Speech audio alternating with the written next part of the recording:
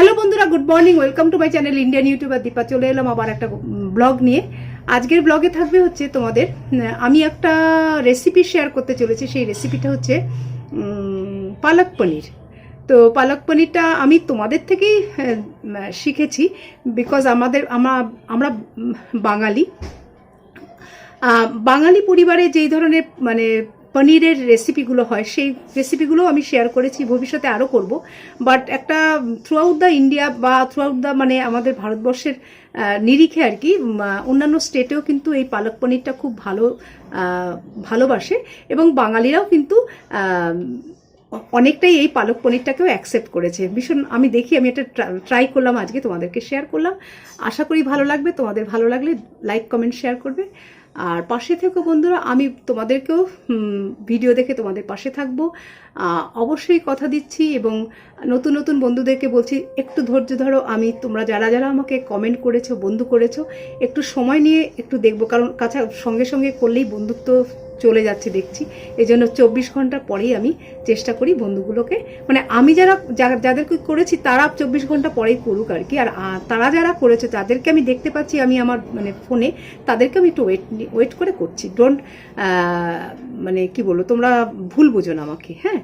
আর চলো বন্ধুরা, এইভাবেই আমার পাশে থাকো, আমিও তোমাদের পাশে থাকবো। পাশাপাশি চলেই দেখি, এই পাশাপাশি চলে আমরা দেখি কতটা এগোতে পারি। ওকে বন্ধুরা, ভালো থেকো। চলো তাহলে আমার রেসিপিটা দেখো।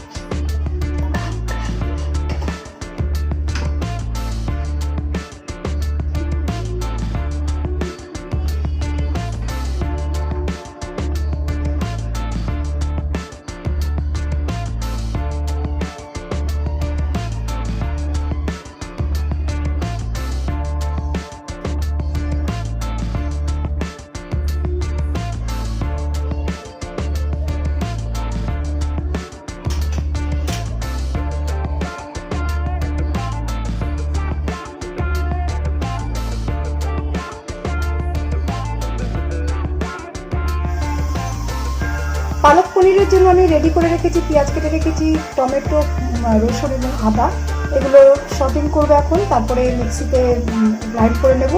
আর এখানে আমি পনিরগুলো কেটে রেখেছি। চলো